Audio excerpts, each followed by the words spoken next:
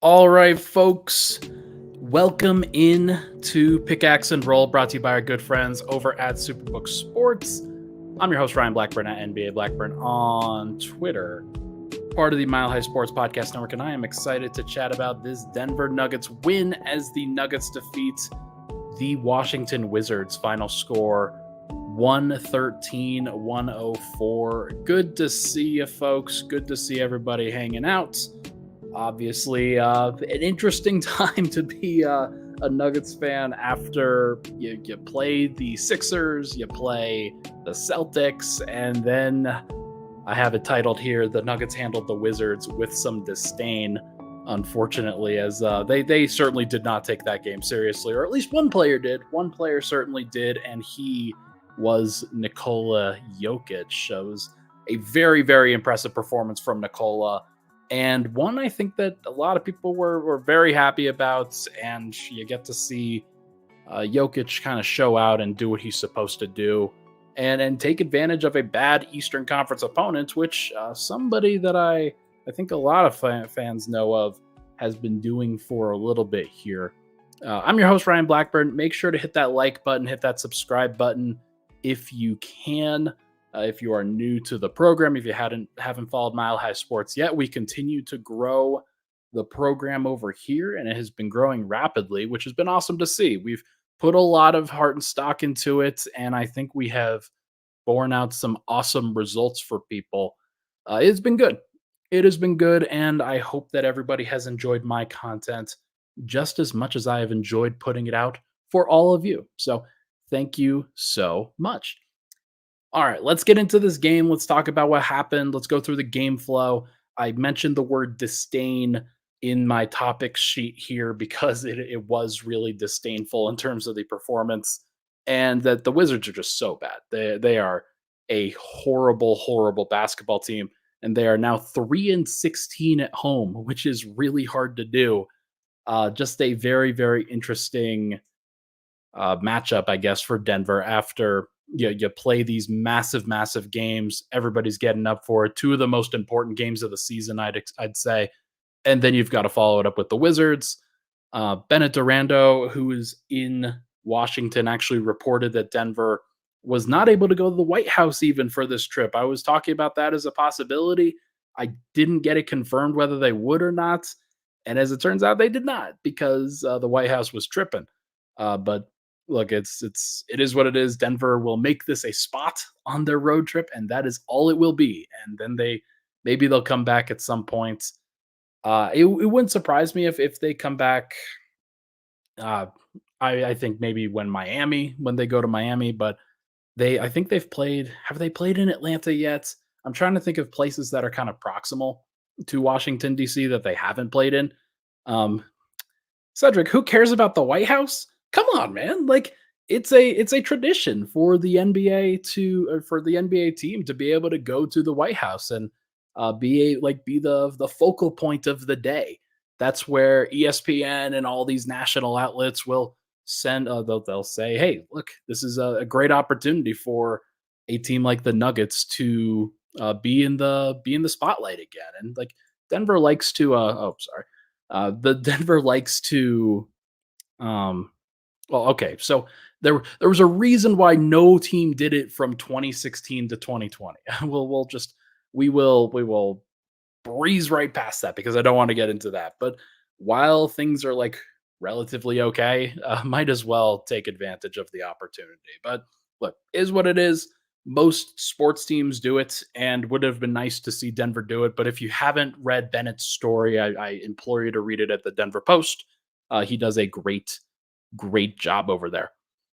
Okay, so this game for the Nuggets, let's actually talk about basketball. This game from the Nuggets was one that was never in doubt, in my opinion. And it's just not really a surprise to me that Denver would be in this spot where they clearly were better and Jokic is in great form, played a great basketball game, played 36 minutes, unfortunately, because Denver's backup center spot is so disgustingly bad right now. But either way, Jokic plays 36 minutes, has 42 points, 12 rebounds, 8 assists, 2 steals, and 2 blocks. I think he had a 26, 6 and 5 with 2 steals and 2 blocks at halftime. And there was a stat that nobody had ever done that in a half since those kinds of numbers have been tracked since like 1996, 1997. Pretty impressive numbers for Nikola Jokic, who shot 15 of 20 from the field, 12 of 14 from the free throw line. He did not attempt a single three, and I don't think he even attempted a single mid range shot. He was all paint, and for whatever reason, the Wizards did not double him very often. Most of the time, they just left Daniel Gafford to handle him. Good luck. Good luck. That's all I can say to that strategy. Gafford's a funny player because he's clearly not as bad as he is made to look in these matchups with a Jokic, with an Embiid, but because he is so small and because the Wizards defense around him is so bad, it's not surprising that he gets cooked all this time because they just left him on an island. They left him to die. And boy did he. He was in a real unfortunate situation. It was just a that's a tough one. That is a tough one for sure. But really it was everybody. Like anytime Marvin Bagley was on Jokic, he cooked him. Anytime they switched to Kyle Kuzma or Denny Avdia or somebody like that onto him, they cooked him. The Wizards are a small team. Like you look at their bench, DeLon Wright, Landry Shamet, Bilal Coulibaly, Corey Kispert, Marvin Bagley, like that's their bench lineup. And they did do some staggering, but like still, it's a small group. And anytime that Daniel Gafford's like the main guy in the middle, that's going to be tough. And then they just don't have a lot of size to really combat a team like the Nuggets, especially when the Nuggets are locked in. And they weren't really locked in for a while, but uh, it's a pretty interesting time. Um, like I've always thought that Gafford and like I thought that Gafford was fine.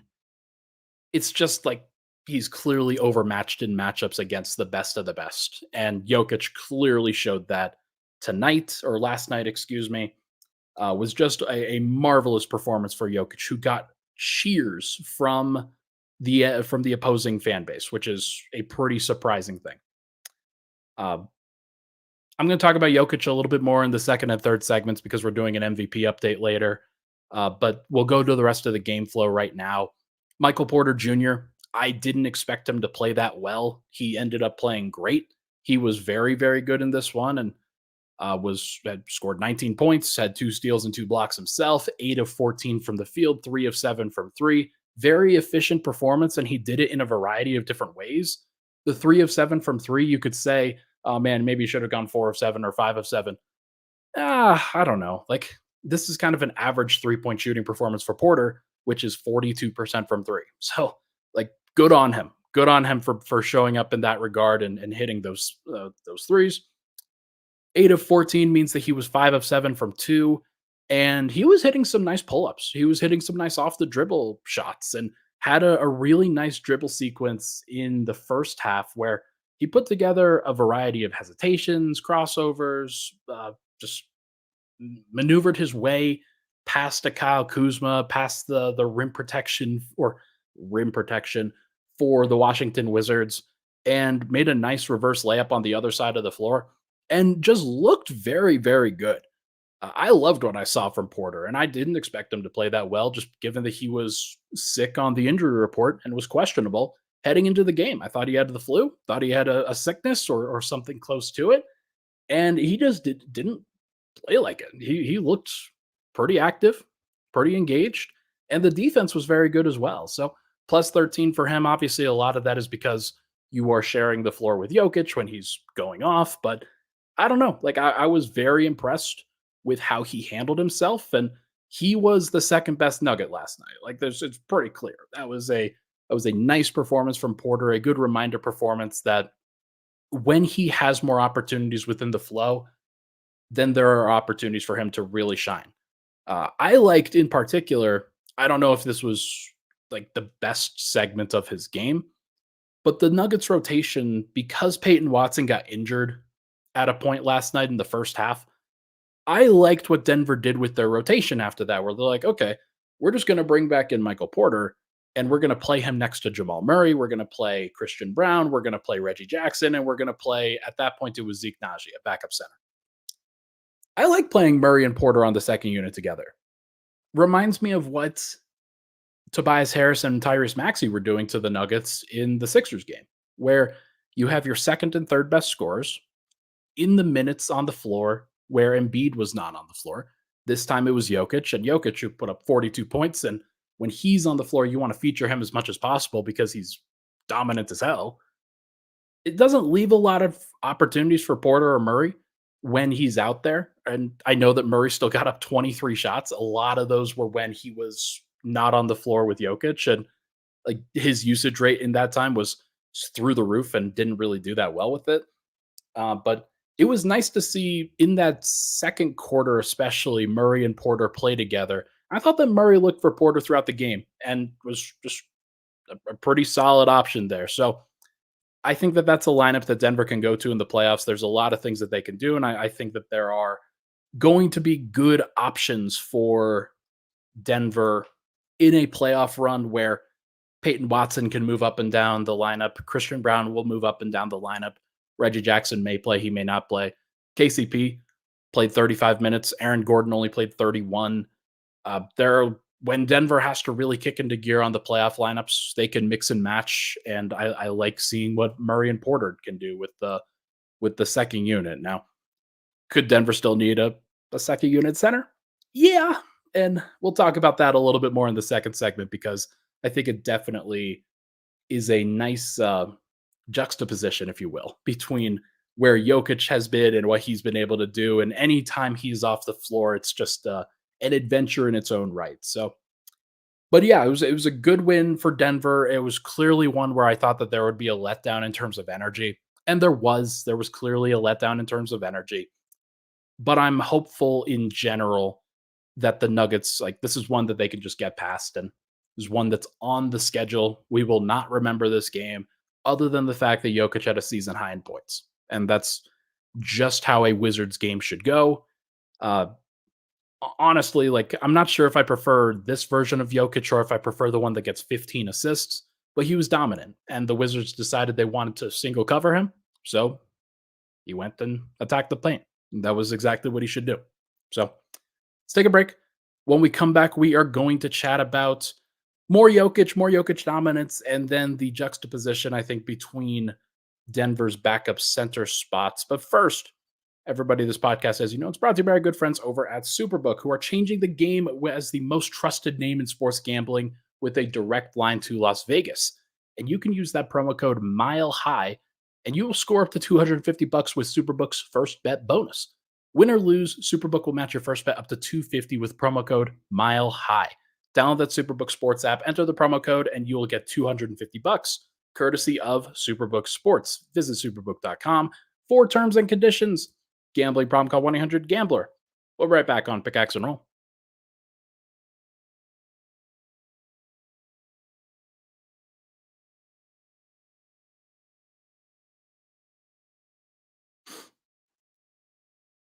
All right, we're back.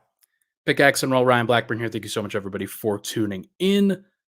Let's chat about um, Jokic a little bit more and just the juxtaposition here between Denver starters and their second unit.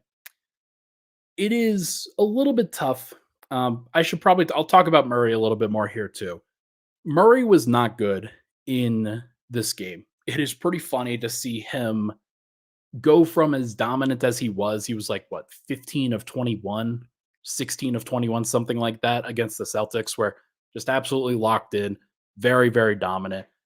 And in this game, he was 7 of 23, 3 of 8 from 3, which means he was quite literally 4 of 15 from 2-point range. And if I look at his box, if I look at the shot distribution that he had, he didn't shoot in the restricted area one time. Maybe there were a couple of them where just a little bit tentative, but for the vast majority of his shots, these are these mid-range shots where he's settling for like a 22 footer, a 17 footer, a 17 footer, a 14 footer, another 17 footer. Like these are mid-range shots that are tough, and they didn't drop this time. And like sometimes that's going to happen when you're in the mid-range, and a lot of times that happens when Jokic is off the floor. And Murray's more willing to take those tough shots in those situations because Denver's just not going to get much better than that. And that's a not great situation because Denver's going to have to be more intentional in the non-Jokic minutes in a playoff series where, and I know that this is the distinct difference between a Wizards game versus a playoff game where you're okay settling for mid-range jumpers because the Wizards are not going to cook you on the other end. They're not going to make you pay for it. They are going to do a lot of different things and they're not all going to be good. And Denver, a lot of this is the pressure that a team can put on the rim. A lot of this is Denver not having any gravity in the middle of the floor from the center spot, where DeAndre Jordan, he will catch a lob every once in a while, but for the most part, the teams will guard that, and there's no versatility with Jordan's game. And he is entirely a finisher. He is not a passer. He's not a playmaker. And if he's not catching the lob, then the opposing team is perfectly fine with that. So they just got to protect against that, and that's it. With Zeke, he's not going to go up for any lobs anyway. Like he is, like there was one play that Reggie Jackson actually had in this last game where he looked really good, and there was a nice Reggie Jackson pick and roll where he took the defense a little bit out of their element, and Zeke Naji finished with a wide open dunk as a result. That's great if that would happen a little bit more frequently, but that is a rarity when a defense is locked in, and the Washington Wizards are the worst regular season defense at home this year. And there's a reason for that. Denver's going to have to find something with their second unit offense that is a sustainable, clear, good, actual action with their bench. It is not the Reggie Jackson, DeAndre Jordan pick and roll. As much as Michael Malone may say it is, as much as he may go to it, there's a reason why DeAndre Jordan did not play against the Celtics. There's a reason why they tried to play Zeke Naji in the first half in this last game and only could play him 5 minutes because he had 2 screening fouls, had another foul, had a couple turnovers from those screening fouls, and Denver just did not they didn't play well around Zeke because every time they try to play around him, something goes wrong. Whether it's on the offensive end or defensive end, when they try to switch out, Denver doesn't have the size to battle on the glass, or they just didn't really battle on the glass this time and just didn't work out. It's just so clear to me that Denver, like this is the final frontier for Denver. They have enough creation. I trust Jamal Murray, KCP, Reggie Jackson. I trust those guys enough to create good shot opportunities for themselves and others in a playoff environment for a 6-minute stretch without Jokic on the floor. I think that's fine. Murray, especially. I know that he'll be better, but I don't trust the middle of the floor. And I don't trust the fact that Denver doesn't have another option that they can go to if Aaron Gordon's not going to play 24 second half minutes like he did against the Celtics. Like they decided, hey, we're only going to play Aaron Gordon 31 minutes. And yeah, it's just, I don't know, man. Like the fact that Zeke couldn't play for more than 5 minutes in this one tells me all I need to know. This is against the Wizards. This is Malone is clearly very frustrated with him, clearly wanted more. And I don't blame him for wanting more. Zeke has not provided anything more. And he's trying hard. There's no question about that. But every time he goes out there, he makes these dumb mistakes. And it's just it's just very, very, very frustrating. And you contrast that with what Jokic has been doing and how easy he makes the game look on a consistent basis with how hard the game looks with Cedric, I am not defending Zeke Naji. Zeke has made his own bed. He has not been very good in any shape or form. What are you doing? Yeah, with how easily Jokic has been making the game look over the past 15 games. It's crazy how hard the game looks for every other center that Denver plays in their in their history, frankly. Like Mason Plumlee is the only one that you could really say, "Oh yeah, the game looked pretty good when he was out there." Isaiah Hartenstein, there was a brief time where Isaiah Hartenstein was good for Denver, but unfortunately, he would have a screening foul every 2 minutes like Zeke Naji does, and you're just minimizing, like, you're putting the team in the bonus, you're doing everything in your power to just ruin the flow of the game, and Zeke ruined the flow of the game with the second unit in the second quarter, and it's just it can't be this difficult. And in my opinion, Denver needs to find another body. I don't know if it's a 7-footer. I don't know if it's a 6'9" guy who can maybe pick and pop a little bit and give them a little bit of an identity there, but somebody else. Maybe it's in the Jeff Green mold. Maybe it's somebody who can just play backup center as a small ball five and is just going to be in the right spot. But they've got to find somebody else than what they've done now, because if they rely on Aaron Gordon to be the only guy that can do it, he's going to get hurt. It's going to happen. And it's a very, very frustrating thing for Nuggets fans to like be super dependent on that. Like, obviously, if Jokic gets hurt, Denver's done. If Murray gets hurt, Denver's done. If Porter gets hurt, I don't think they're done, but they're close. If Aaron Gordon gets done, based off of how Denver's front court rotation has looked, Denver's about as close to done as you can get, because his versatility, his ability both to guard kind of 6'8" guys in the starting lineup and then to switch onto the bigs with the second unit is really, really important. And it gives Denver that flexibility that they need. I am very curious as to what Denver does if they don't have that as a card to play. And so, if that is where you depend on, like for Denver last year, for example, one of the things that they could go to, if Aaron Gordon wasn't playing great, if he wasn't perfect, they could go to Aaron Gordon or to Jeff Green at the 5 and Michael Porter at the 4 and be just fine. Like they'd be okay. It wouldn't be as great, it wouldn't be as perfect, but that's something within their playoff rotation that they can do.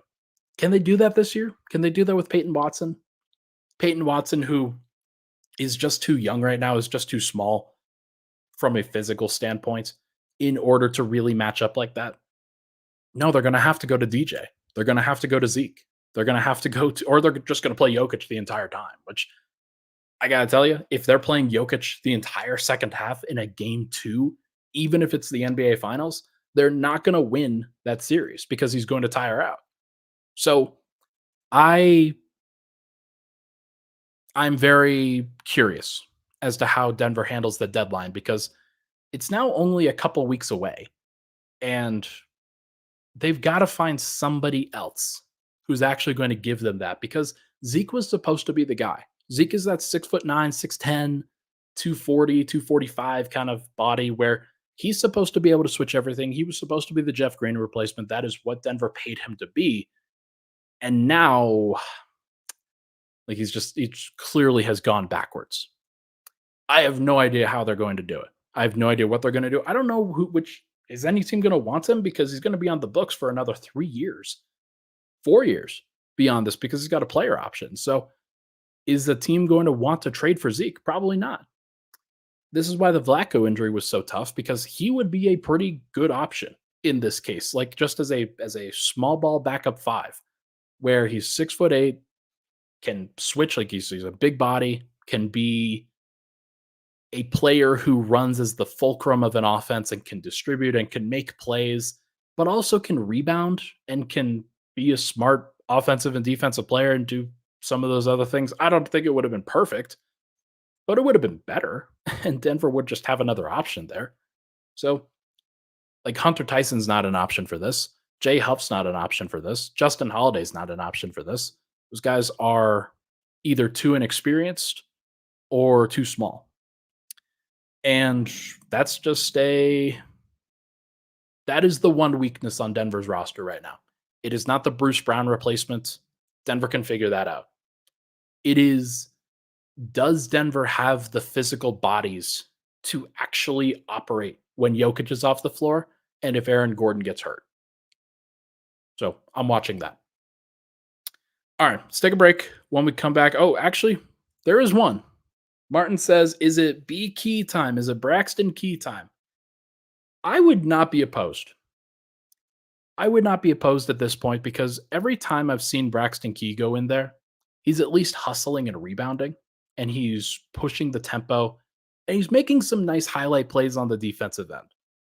He's another physical body. He's more of like 6'7", 6'8", but he is a bigger player where Denver could work him into the rotation. I know he's not a five. Um, I know he's not a five, but I don't know if Denver needs like a full-time five. Like they need somebody who can masquerade as one. And I think that Braxton could do that. You just run pick and roll with him in the middle of the floor. He plays DHO. He does anything that they could just like try to figure it out. Uh no, we'll see. We'll see what whether that's actually a thing. But we're getting to the point where the fact that Denver has to go to Braxton Key is a pretty rough prospect. So I I'm not looking forward to having that conversation with Michael Malone when he comes back because Denver needs to find that consistency with their second unit. And the reason why the consistency doesn't happen is because of the center spot, where you take out Jokic, and no matter what Denver puts in, whether it's DeAndre Jordan or Zeke Naji, Zeke has been worse, but DeAndre Jordan hasn't exactly been great. Like he does a couple of things. He'll grab rebounds, but his weaknesses open up clear deficiencies in Denver's second unit as well. And it's not the right pick and roll partner for Murray. Denver, like that needs to be their goal next year, is they need to find a second unit option that can actually just run pick and roll with Jamal and not look insane doing it. So we'll see. All right, let's take a break. When we come back, we are going to do an MVP update and chat about just where Denver's at. But first, pickaxe and roll. Hey, Nuggets fans, Ryan Blackburn here, host of the Pickaxe and Roll podcast on Mile High Sports. We've got the best Denver Nuggets coverage around, so make sure not to miss an episode and subscribe down below to the Mile High Sports YouTube channel. Nuggets off to a great start. Make sure not to miss a thing on Mile High Sports.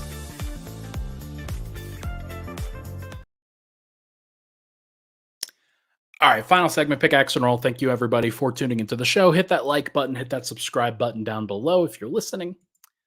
All right, let's get into Jokic stuff. Let's talk about the MVP. I thought that this would be interesting for at least a little bit of a conversation here to wrap up the podcast, where I don't talk about the awards that often. I don't think I maybe talk about it a little bit more than some, but the MVP race is one of those that Nuggets fans have obviously been privy to. They've been central to for the last 4 years, where Jokic won the couple years for 2021 and 2022. Those were contentious races. Then you lose to Joel Embiid in 2023 because of how dominant he has been. And because frankly, even though Jokic's numbers were better, even though Jokic's numbers were not, I wouldn't say clearly because Jokic actually had fewer points, but he was more efficient than anybody. He was doing everything in his power. He had the best plus minus. Like there were clear signs that Jokic should have won last year, but the NBA world didn't really want to give it to him, and they decided to give it to Embiid. And that didn't work out very well for the NBA audience. But the problem now is that this is finally the year that I think Embiid really deserves the nod over Jokic, or at least is in that conversation where he should be over Jokic. The problem is that he hasn't played as many games as you would want, and the odds, I think, reflect that. I think that there are 4 guys that have really separated themselves in the MVP race so far.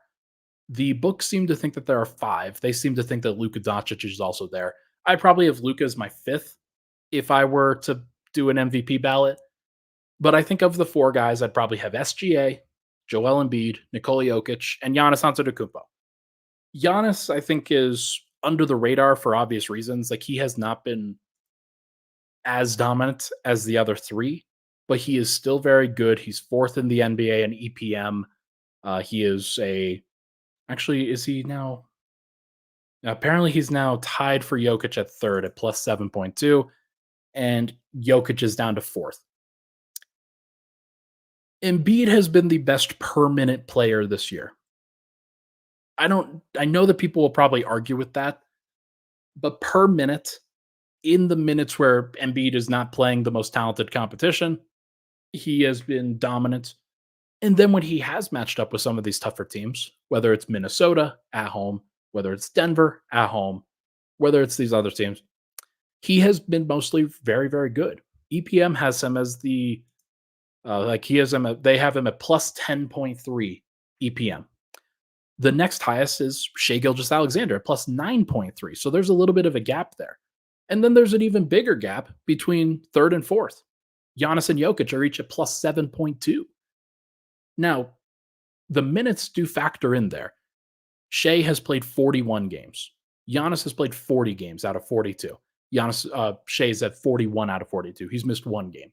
Jokic has played 43 out of 44. He has missed only 2 games, or he's only missed 1 game, excuse me. But he's played the most of those other guys.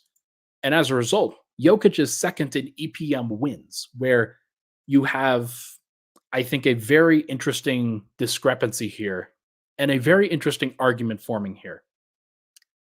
The 65 games rule is going to be pretty wild, because if Embiid does not meet the 65 games requirement, then he's obviously out. Like, he can't be voted on for awards like this. People might feel a certain kind of way, but that's just the hard line. Like, you have to play 65 games or more. Embiid has missed 10 games so far, which means he can miss another 7 in the second half of the year. The Sixers have played only 41 games, so if Embiid misses 8 games in the second half of the year, then he's going to be out. I don't think he's going to miss 8 games. I think he's going to play. I think he's going to qualify, and he's going to get at least 65, 66, 67 games. Like, I think he'll probably be in that general vicinity. And so you kind of have to factor those into the odds. But the more games that Embiid plays, I think the more dominant he's going to look, because he's averaging like 35, 10, and 5 in his numbers, or something akin to that. There have been very few players in NBA history that have ever done that before, and Embiid has been very, very good. Superbook, the sponsor of this podcast, has the odds for MVP at this: Jokic at plus 200, Embiid at plus 200, SGA at plus 260, Luka at plus 850, and Giannis at plus 1,000. So they basically see 3 main candidates. And I think I probably agree with that. I think the Giannis would be a distant fourth for me, and then Luka would be a distant fifth.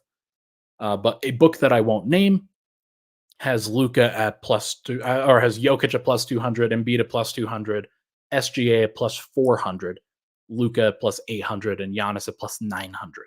So there is there's a little bit of tiers forming here, where the top 3 guys are SGA, Embiid, and Jokic. I think that if Embiid qualifies, I think that there's a very strong case for him to win. I think that if he plays 66 games and Jokic plays 76 games or 77 or something like that, it's a little bit more difficult, because I value MVP as the most impactful player on a season, the most impactful. And there are a couple of different ways that you can interpret that, but the one that provides the most actual value is often the one that plays the most. And if there is a significant minutes gap between Jokic and Embiid by the end of the season, let's say Jokic has played, 300 more minutes, 400 more minutes in that general realm. I'm not sure what the threshold is before I sit here and say, oh yeah, Jokic has provided more value, even if Embiid was the best player that year. And I think that there is a case for that exact thing happening, where Embiid has been really good. Now, he has to continue to show it. He's got to play on the road at some point. He can't just sit this, like, if he sits the Nuggets game in Denver, I would not vote for him. I would never vote for him if he sits, especially if there's no darn good reason. I would never, ever campaign for voting for Embiid in that case. Because Jokic, the thing that you can say about him is no matter the circumstance, no matter the situation, he's going to give his best. He's going to put his best foot forward. He's going to play. And like, there are going to be times where he isn't in tip top shape and he plays anyway. He plays at his best and he plays at his worst. And that is what an MVP does, where you go through the tough circumstances in order to play anyway. I think that Embiid has sort of avoided that, and he might win MVP anyway, because if he still plays enough, like let's say he comes to Denver and he plays great and the Sixers win. What are Nuggets fans going to argue with at that point? Like there's no real argument there. Like if he goes on the road and still does what he does, then more power to him. He probably has earned it. He probably has deserved it. If he plays in Denver and like what I think will happen, will lose and Jokic will look like the better player in Denver, Embiid's numbers will go down, Jokic's numbers will go up, and you'll start to get that evening out where the situations are a little bit more even, and Jokic will probably take some like his odds will definitely rise in that case. I'm curious to see how it continues to go. The funny thing is here is that we're talking about Jokic versus Embiid, and I think that Shea is probably the best candidate because what we're talking about between availability and impact and things like that, Shea right now is leading the entire NBA in estimated wins added, basically at 11.3. Jokic is second at 10. Giannis is at 9.4. Embiid's at 9. Shea has not only been awesome when he's been on the court, but he's been on the court the entire time. He plays great, and he is a very, very dominant player, and he's come into Denver twice and beat the Nuggets. And like that's what an MVP is supposed to do. An MVP is supposed to go in and do whatever it takes to get the job done. Shea didn't have his best game against Denver the first time around, and he still hit the game winner. And then he had 40 the next time around in a better situation.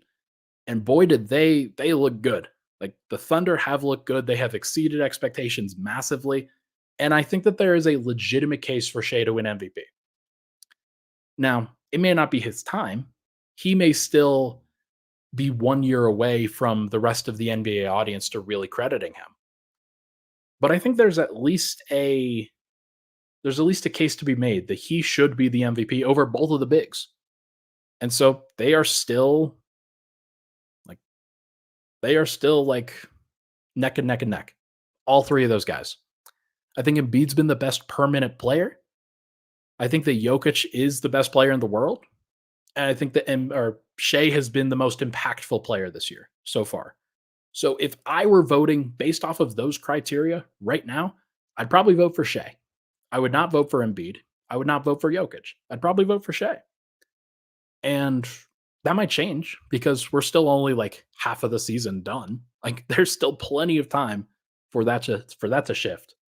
But if I were to vote right now, I'd probably go SGA 1, Jokic, or SGA 1, Jokic 3, Embiid 2. Sorry.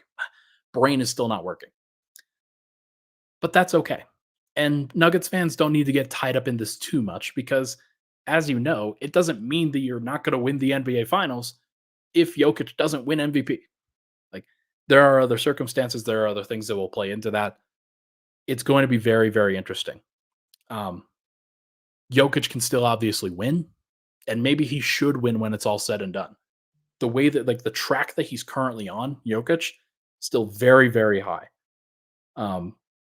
He is still like he's moving up. The true shooting that he's put up is like 77 over the last 15 games. And the usage rate is back up. Like there was a time where he wasn't really shooting, where he was doing what it takes to win, but not much more. And when you're in that situation, when you're not excelling at all points, then an MVP like can kind of fall through the fingers for a guy like Jokic. He hasn't really wanted that. He hasn't desired the MVP. He is still the best player though. Like there's after what he did in Boston, like there's no doubt in my mind. Zero doubt. Like, and I know you guys you're joking in the comments, but like Good God. I am not slandering Jokic. There's no Jokic slander here. I'm just looking at the numbers, as I did with Jokic in his first two MVP wins. Frankly, in what should have been his third MVP win. I can understand why people would vote Embiid. I can understand why people would vote Shea. Jokic is still the best player in the world.